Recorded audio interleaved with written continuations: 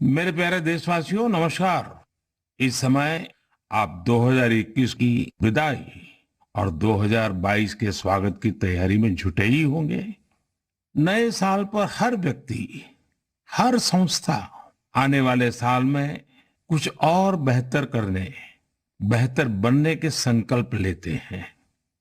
पिछले 7 सालों से हमारी ये मन की बात भी व्यक्ति की, समाज की, देश की अच्छाइयों को उजागर कर और अच्छा करने और अच्छा बनने की प्रेरणा देती आई है।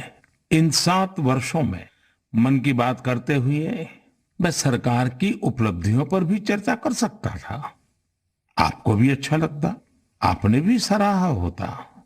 लेकिन ये मेरा दशकों का अनुभव है कि मीडिया की चमक दमक से दूर, अखबारों की सुर्खियों से दूर कोटि कोटि लोग हैं जो बहुत कुछ अच्छा कर रहे हैं। वो देश के आने वाले कल के लिए अपना आज खपा रहे हैं। वो देश की आने वाली पीढ़ियों के लिए अपने प्रयासों पर आज जी जान से जुटे रहते हैं। ऐसे लोगों की बात बहुत सुकून देती है, गहरी प्रेरणा देती है। मेरे लिए मन की बात हमेशा से ऐसे ही लोगों के प्रयासों से भरा हुआ, खिला हुआ, सजा हुआ एक सुंदर उपवन रहा है। और मन की बात में तो हर महीने मेरी मशक्कत ही इस बात पर होती है, इस उपवन की कौन सी पंखुड़ी आपके बीच लेकर के आऊं। मुझे खुशी है कि हमारी बहुरत्ना वसुंधरा के पुण्य कार्यों का अविरल प्रवाह निरंतर बहता रहता है। और आज जब देश अमृत महोत्सव मना रहा है, तो ये जो जनशक्ति है, जन जन की शक्ति है, उसका उल्लेख, उसके प्रयास, उसका परिश्रम भारत के और मानवता के उज्जवल भविष्य के लिए एक तरह से गारंटी देता है। साथियों, ये जनशक्ति की ही ताकत है, सबका प्रयास है कि भारत 100 साल में आई सबसे बड़ी महामारी से लड़ सका। हम हर मुश्किल समय में एक दूसरे के साथ एक परिवार की तरह खड़े रहे। अपने मोहल्ले या शहर में किसी की मदद करना हो, जिससे जो बना उससे ज्यादा करने की कोशिश की। आज विश्व में वैक्सीनेशन के जो आंकड़े हैं, उनकी तुलना भारत से करें तो लगता है कि देश ने कितना अभूतपूर्व काम किया है, कितना बड़ा लक्ष्य हासिल किया है। वैक्सीन की 140 करोड़ डोज के पड़ाव को पार करना प्रत्येक भारतवासी की अपनी उपलब्धि है।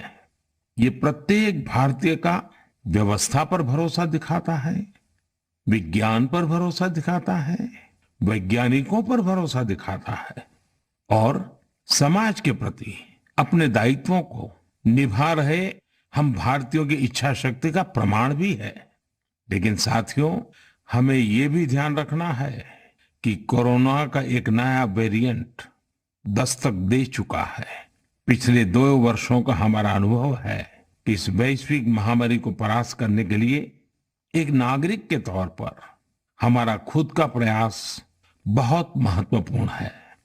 ये जो नया ओमिक्रॉन वेरिएंट आया है, उसका अध्ययन हमारे वैज्ञानिक लगातार कर रहे हैं। हर रोज नया डेटा उन्हें मिल रहा है, उनके सुझावों पर काम हो रहा है। ऐसे में स्वयं की सजगता, स्वयं का अनुशासन कोरोना के इस वेरिएंट के खिलाफ देश की बहुत बड़ी शक्ति है। हमारी सामूहिक शक्ति ही कोरोना को परास्त करेगी। इसी दायित्व बोध के साथ हमें 2022 में प्रवेश करना है। मेरे प्यारे देशवासियों, महाभारत के युद्ध के समय भगवान श्री कृष्ण ने अर्जुन को कहा था, नभः स्पुरुषम दीप्तम, यानी गर्व के साथ आकाश को छूना। ये भारतीय वायुसेना का आदर्श वाक्य भी है। मां भारती की सेवा में लगे अनेक जीवन आकाश की इन बुलंदियों को रोज गर्व से छूते हैं, हमें बहुत कुछ सिखाते हैं। ऐसा ही एक जीवन रहा ग्रुप कैप्टन वरुण सिंह का। वरुण सिंह उस हेलीकॉप्टर को उड़ा रहे थे जो इस महीने तमिलनाडु में हादसे का शिकार हो गया। उस हादसे में हमने देश के पहले सीडीएस जनरल बिपिन रावत और उनकी पत्नी समेत कई वीरों को खो दिया। वरुण सिंह भी मौत से कई दिन तक जाबाजी से लड़े, लेकिन फिर वो भी हमें छोड़कर चले गए।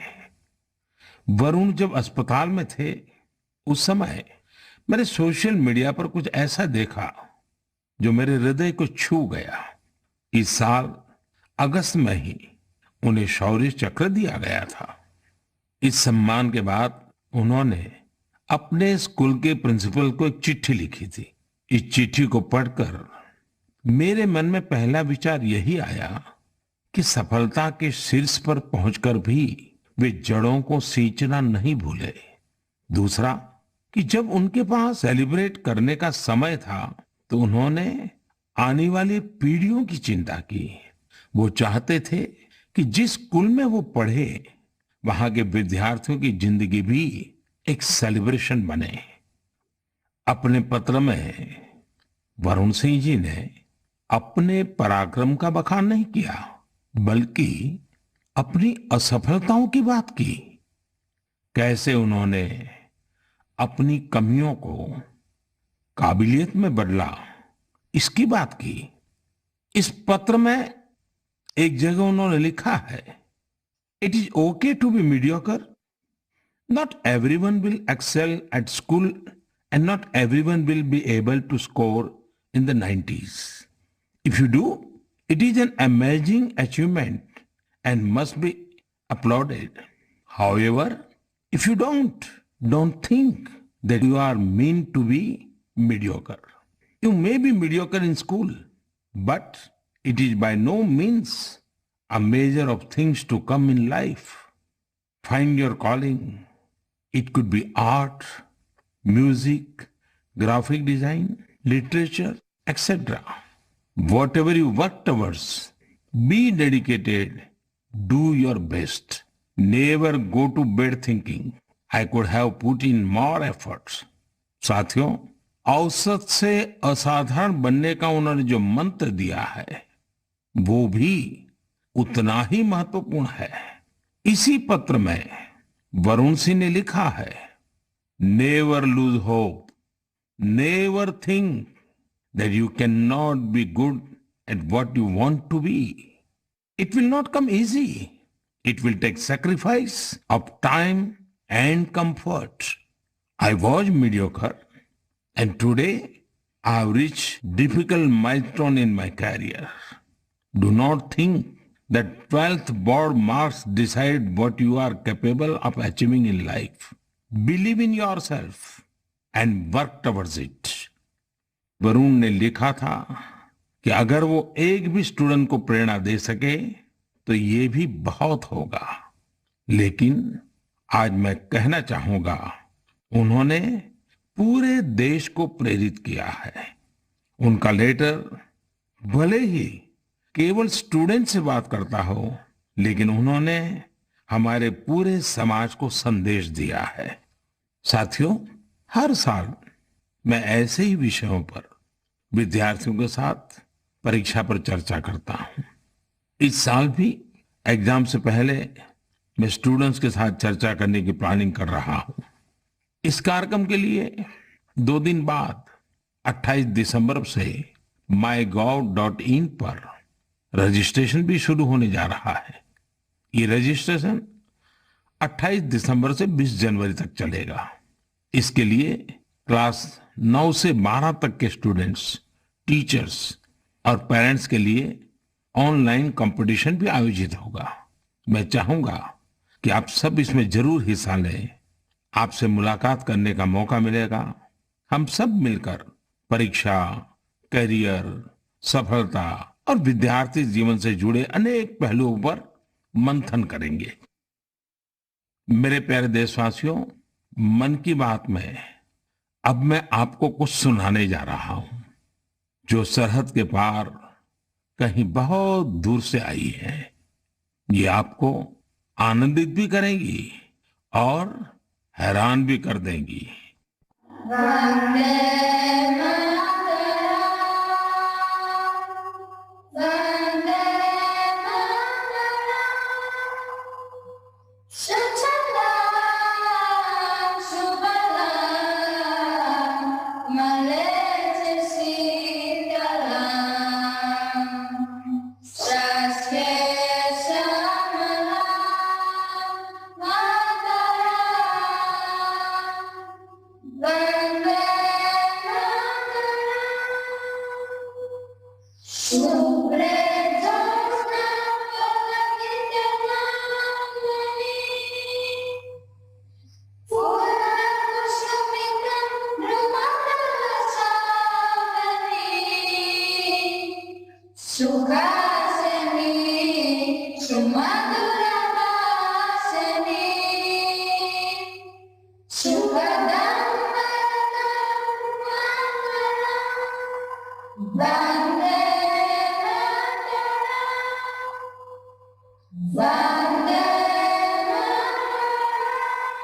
मुझे पूरा विश्वास है कि ये सुनकर आपको बहुत अच्छा लगा होगा, गर्व की अनुभूति हुई होगी।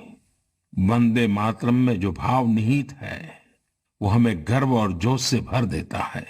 साथियों, आप ये जरूर सोच रहे होंगे कि आखिर ये खूबसूरत वीडियो कहाँ का है, किस देश से आया है। इसका जवाब आपकी हैरानी और बढ़ा देगा। वंदे मातरम प्रस्तुत करने वाले ये स्टूडेंट्स ग्रीस के हैं। वहां वे इलिया के हाई स्कूल में पढ़ाई करते हैं। इन्होंने जिस खूबसूरती और भाव के साथ वंदे मातरम गाया है वो अद्भुत और सराहनीय है। ऐसे ही प्रयास दो देशों के लोगों को और करीब लाते हैं। मैं ग्रीस के इन छात्र छात्राओं और उनके टीचर्स का अभिनंदन करता हूं। आजादी के अमृत महोत्सव के दौरान किए गए उनके प्रयास की सराहना करता हूं। साथियों, मैं लखनऊ के रहने वाले नीलेश जी की एक पोस्ट की भी चर्चा करना चाहूंगा। नीलेश जी ने लखनऊ में हुए एक अनूठे ड्रोन शो की बहुत प्रशंसा की है। ये ड्रोन शो लखनऊ के रेसिडेंसी क्षेत्र में आयोजित किया गया था। 1857 के पहले स्वतंत्रता संग्राम की गवाही रेसिडेंसी की दीवारों पर आज भी नजर आती है। रेसिडेंसी में हुए ड्रोन शो में भारतीय स्वतंत्रता संग्राम के अलग अलग पहलुओं को जीवंत बनाया गया। चाहे चौरी चौरा आंदोलन हो, काकोरी ट्रेन की घटना हो, या फिर नेताजी सुभाष बाबू का अदम्य साहस और पराक्रम, इस ड्रोन शो ने सबका दिल जीत लिया। आप भी इसी तरह अपने शहरों के, गांवों के आजादी के आंदोलन से जुड़े अनूठे पहलुओं को लोगों के सामने ला सकते हैं। इसमें टेक्नोलॉजी की भी खूब मदद ले सकते हैं। आजादी का अमृत महोत्सव हमें आजादी की जंग की स्मृतियों को जीने का अवसर देता है, उसको अनुभव करने का अवसर देता है।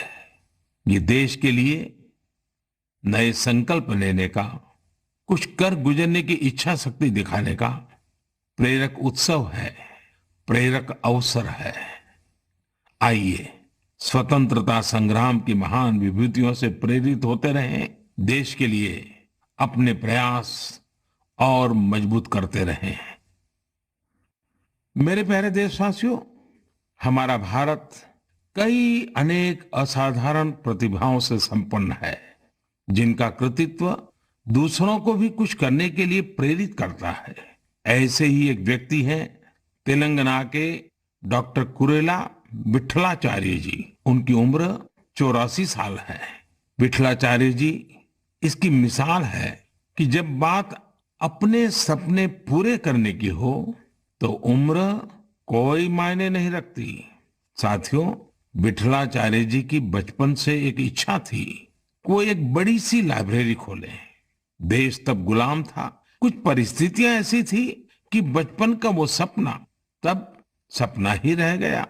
समय के साथ विठलाचार्य जी लेक्चरर बने, तेलुगु भाषा का गहन अध्ययन किया और उसी में कई सारी रचनाओं का सृजन भी किया। 6-7 साल पहले वो एक बार फिर अपना सपना पूरा करने में जुटे। उन्होंने खुद की किताबों से लाइब्रेरी की शुरुआत की, अपने जीवन भर की कमाई इसमें लगा दी। धीरे धीरे लोग इससे जुड़ते चले गए और योगदान करते गए। यदाद्री भुवनागिरी जिले के रमन्नापेट मंडल की इस लाइब्रेरी में करीब 2 लाख पुस्तकें हैं। विट्ठलाचार्य जी कहते हैं कि पढ़ाई को लेकर उन्हें जिन मुश्किलों का सामना करना पड़ा, वो किसी और को न करना पड़े। उन्हें आज ये देखकर बहुत अच्छा लगता है कि बड़ी संख्या में स्टूडेंट्स को इसका लाभ मिल रहा है। उनके प्रयासों से प्रेरित होकर कई दूसरे गांवों के लोग भी लाइब्रेरी बनाने में जुटे हैं। साथियों, किताबें सिर्फ ज्ञान ही नहीं देती, बल्कि व्यक्तित्व भी संवारती हैं, जीवन को भी गढ़ती हैं। किताबें पढ़ने का शौक एक अद्भुत संतोष देता है। आजकल मैं देखता हूं कि लोग ये बहुत गर्व से बताते हैं कि इस साल मैंने इतनी किताबें पढ़ी, अब आगे मुझे ये किताबें और पढ़नी है। ये एक अच्छा ट्रेंड है जिसे और बढ़ाना चाहिए। मैं भी मन की बात के श्रोताओं से कहूंगा कि आप इस वर्ष की अपनी उन 5 किताबों के बारे में बताएं जो आपकी पसंदीदा रही हैं। इस तरह से आप 2022 में दूसरे पाठकों को अच्छी किताबें चुनने में भी मदद कर सकेंगे। ऐसे समय में जब हमारा स्क्रीन टाइम बढ़ रहा है, बुक रीडिंग अधिक से अधिक पॉपुलर बने, इसके लिए भी हमें मिलकर प्रयास करना होगा। मेरे प्यारे देशवासियों, हाल ही में मेरा ध्यान एक दिलचस्प प्रयास की ओर गया है। ये कोशिश हमारे प्राचीन ग्रंथों और सांस्कृतिक मूल्यों को भारत ही नहीं बल्कि दुनिया भर में लोकप्रिय बनाने की है। पुणे में भंडारकर ओरिएंटल रिसर्च इंस्टीट्यूट नाम का एक सेंटर है। इस संस्थान ने दूसरे देशों के लोगों को महाभारत के महत्व से परिचित कराने के लिए ऑनलाइन कोर्स शुरू किया है। आप ये जानकर हैरान रह जाएंगे कि ये कोर्स भले अभी शुरू किया गया है, लेकिन इसमें जो कंटेंट पढ़ाया जाता है उसे तैयार करने की शुरुआत 100 साल से भी पहले हुई थी। जब इंस्टीट्यूट ने इससे जुड़ा कोर्स शुरू किया तो उसे जबरदस्त रिस्पांस मिला। मैं इस शानदार पहल की चर्चा इसलिए कर रहा हूं ताकि लोगों को पता चले कि हमारी परंपरा के विभिन्न पहलुओं को किस प्रकार मॉडर्न तरीके से प्रस्तुत किया जा रहा है। 7 समंदर पार बैठे लोगों तक इसका लाभ कैसे पहुंचे, इसके लिए भी इनोवेटिव तरीके अपनाए जा रहे हैं। साथियों, आज दुनिया भर में भारतीय संस्कृति के बारे में जानने को लेकर दिलचस्पी बढ़ रही है। अलग अलग देशों के लोग न सिर्फ हमारी संस्कृति के बारे में जानने के लिए उत्सुक हैं, बल्कि उसे बढ़ाने में भी मदद कर रहे हैं। ऐसे ही एक व्यक्ति है सर्बियन स्कॉलर डॉक्टर मोमिर निकिच। इन्होंने एक बायलिंगुअल संस्कृत सर्बियन डिक्शनरी तैयार की है। इस डिक्शनरी में शामिल किए गए संस्कृत के 70,000 से अधिक शब्दों का सर्बियन भाषा में अनुवाद किया गया है। आपको ये जानकर और भी अच्छा लगेगा कि डॉक्टर निकिच ने 70 वर्ष की उम्र में संस्कृत भाषा सीखी है। वे बताते हैं कि इसकी प्रेरणा उन्हें महात्मा गांधी के लेखों को पढ़कर मिली। इसी प्रकार का उदाहरण मंगोलिया के 93 साल के प्रोफेसर जे गेंदे धर्म का भी है। पिछले 4 दशकों में उन्होंने भारत के करीब 40 प्राचीन ग्रंथों, महाकाव्यों और रचनाओं का मंगोलियन भाषा में अनुवाद किया है। अपने देश में भी इस तरह के जज्बे के साथ बहुत लोग काम कर रहे हैं। मुझे गोवा के सागर मुले जी के प्रयासों के बारे में भी जानने को मिला है, जो सैकड़ों वर्ष पुरानी कावी चित्रकला को लुप्त होने से बचाने में जुटे हैं।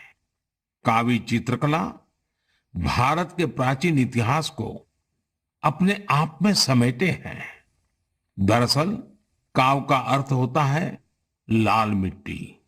प्राचीन काल में इस कला में लाल मिट्टी का प्रयोग किया जाता था।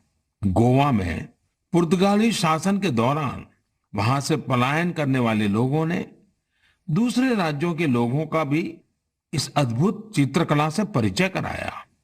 समय के साथ ये चित्रकला लुप्त होती जा रही थी, लेकिन सागर मुले जी ने इस कला में नई जान फूंक दी है। उनके इस प्रयास को भरपूर सराहना भी मिल रही है। साथियों, एक छोटी सी कोशिश, एक छोटा कदम भी हमारी समृद्ध कलाओं के रक्षण में बहुत बड़ा योगदान दे सकता है। अगर हमारे देश के लोग ठान लें तो देश भर में हमारी प्राचीन कलाओं को सजाने, संवारने और बचाने का जज्बा एक जन आंदोलन का रूप ले सकता है। मैंने यहाँ कुछ ही प्रयासों के बारे में बात की है। देश भर में इस तरह के अनेक प्रयास हो रहे हैं। आप उनकी जानकारी नमो ऐप के जरिए मुझ तक जरूर पहुंचाएं। मेरे प्यारे देशवासियों, अरुणाचल प्रदेश के लोगों ने साल भर से एक अनूठा अभियान चला रखा है और उसे नाम दिया है Arunachal Pradesh air gun surrender अभियान। इस अभियान में लोग स्वेच्छा से अपनी एयरगन सरेंडर कर रहे हैं। जानते हैं क्यों? ताकि अरुणाचल प्रदेश में पक्षियों का अंधाधुंध शिकार रुक सके। साथियों, अरुणाचल प्रदेश पक्षियों की 500 से भी अधिक प्रजातियों का घर है। इनमें कुछ ऐसी देसी प्रजातियां भी शामिल हैं जो दुनिया में कहीं और नहीं पाई जाती हैं। लेकिन धीरे धीरे अब जंगलों में पक्षियों की संख्या में कमी आने लगी है। इसे सुधारने के लिए ही अब ये एयरगन सरेंडर अभियान चल रहा है। पिछले कुछ महीनों में पहाड़ से मैदानी इलाकों तक, एक कम्युनिटी से लेकर दूसरी कम्युनिटी तक, राज्य में हर तरफ लोगों ने इसे खुले दिल से अपनाया है। अरुणाचल के लोग अपनी मर्जी से अब तक 1600 से ज्यादा एयरगन सरेंडर कर चुके हैं। मैं अरुणाचल के लोगों की इसके लिए प्रशंसा करता हूं, उनका अभिनंदन करता हूं। मेरे प्यारे देशवासियों, आप सभी की ओर से 2022 से जुड़े बहुत सारे संदेश और सुझाव आए हैं। एक विषय हर बार की तरह अधिकांश लोगों के संदेशों में है। ये है स्वच्छता और स्वच्छ भारत का। स्वच्छता का ये संकल्प अनुशासन से, सजगता से और समर्पण से ही पूरा होगा। हम एनसीसी कैडेट द्वारा शुरू किए गए पुनीत सागर अभियान में भी इसकी झलक देख सकते हैं। इस अभियान में 30,000 से अधिक एनसीसी कैडेट शामिल हुए। एनसीसी के इन कैडेट्स ने बीचीज पर सफाई की, वहां से प्लास्टिक कचरा हटाकर उसे रिसाइकलिंग के लिए इकट्ठा किया।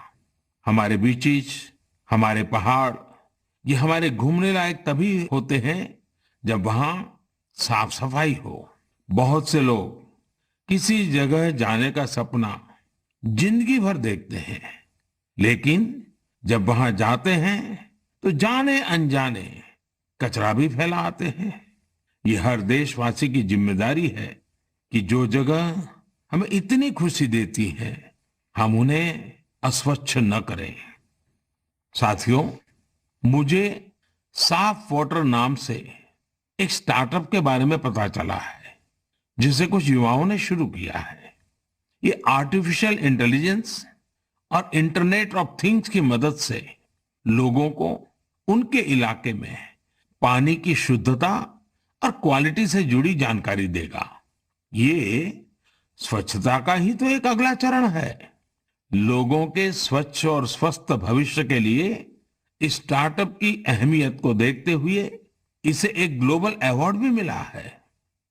साथियों, एक कदम स्वच्छता की ओर इस प्रयास में संस्थाएं हो या सरकार, सभी की महत्वपूर्ण भूमिका है। आप सब जानते हैं कि पहले सरकारी दफ्तरों में पुरानी फाइलों और कागजों का कितना ढेर रहता था। जब से सरकार ने पुराने तौर तरीकों को बदलना शुरू किया है, ये फाइल्स और कागज के ढेर डिजिटाइज होकर कंप्यूटर के फोल्डर में समाते जा रहे हैं। जितना पुराना और पेंडिंग मटेरियल है, उसे हटाने के लिए मंत्रालयों और विभागों में विशेष अभियान भी चलाए जा रहे हैं। इस अभियान से कुछ बड़ी ही इंटरेस्टिंग चीजें हुई हैं। डिपार्टमेंट ऑफ पोस्ट में जब ये सफाई अभियान चला तो वहां का जंकयार्ड पूरी तरह खाली हो गया। अब इस जंकयार्ड को कोर्टयार्ड और कैफेटेरिया में बदल दिया गया है। एक और जंकयार्ड टू व्हीलर्स के लिए पार्किंग स्पेस बना लिया गया है। इसी तरह पर्यावरण मंत्रालय ने अपनी खाली हुए जंकयार्ड को वेलनेस सेंटर में बदल दिया। शहरी कार्य मंत्रालय ने तो एक स्वच्छ एटीएम भी लगाया है।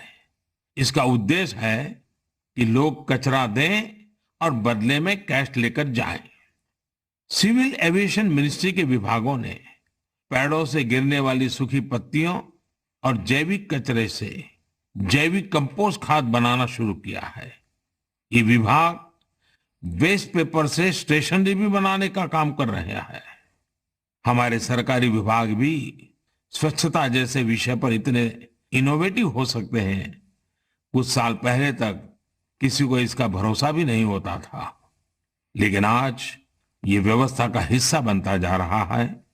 यही तो देश की नई सोच है, जिसका नेतृत्व सारे देशवासी मिलकर कर रहे हैं। मेरे प्यारे देशवासियों, मन की बात में इस बार भी हमने ढेर सारे विषयों पर बात की। हर बार की तरह एक महीने बाद हम फिर मिलेंगे, लेकिन 2022 में हर नई शुरुआत अपने सामर्थ्य को पहचानने का भी एक अवसर लाती है। जिन लक्ष्यों की पहले हम कल्पना भी नहीं करते थे, आज देश उनके लिए प्रयास कर रहा है। हमारे यहां कहा गया, क्षणशः कणश्चैव विद्याम अर्थंच साधयेत्। क्षणे नष्टे कुतो विद्या, कणे नष्टे कुतो धनम। यानी जब हमें विद्या अर्जित करनी हो, कुछ नया सीखना हो, करना हो, तो हमें हर एक क्षण का इस्तेमाल करना चाहिए। और जब हमें धन अर्जन करना हो, यानी उन्नति प्रगति करनी हो, तो हर एक कण का यानी हर संसाधन का समुचित इस्तेमाल करना चाहिए। क्योंकि क्षण के नष्ट होने से विद्या और ज्ञान चला जाता है, और कण के नष्ट होने से धन और प्रगति के रास्ते बंद हो जाते हैं। ये बात हम सब देशवासियों के लिए प्रेरणा है। हमें कितना कुछ सीखना है, नए नए इनोवेशंस करने हैं, नए नए लक्ष्य हासिल करने हैं। इसलिए हमें एक क्षण गंवाए बिना लगना होगा। हमें देश को विकास की नई ऊंचाई पर लेकर जाना है। इसलिए हमें अपने हर संसाधन का पूरा इस्तेमाल करना होगा। ये एक तरह से आत्मनिर्भर भारत का भी मंत्र है, क्योंकि हम जब अपने संसाधनों का सही इस्तेमाल करेंगे, उन्हें व्यर्थ नहीं होने देंगे, तभी तो हम लोकल की ताकत पहचानेंगे, तभी तो देश आत्मनिर्भर होगा। इसलिए आइए हम अपना संकल्प दोहराएं कि बड़ा सोचेंगे, बड़े सपने देखेंगे और उन्हें पूरा करने के लिए जी जान लगा देंगे। और हमारे सपने केवल हम तक ही सीमित नहीं होंगे। हमारे सपने ऐसे होंगे जिनसे हमारे समाज और देश का विकास जुड़ा हो, हमारी प्रगति से देश की प्रगति के रास्ते खुले। और इसके लिए हमें आज ही लगना होगा, बिना एक क्षण गवाए, बिना एक कण गवाए।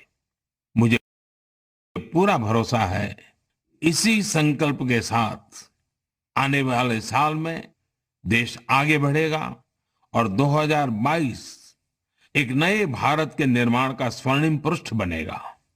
इसी विश्वास के साथ आप सभी को 2022 की ढेर सारी शुभकामनाएं। बहुत बहुत धन्यवाद।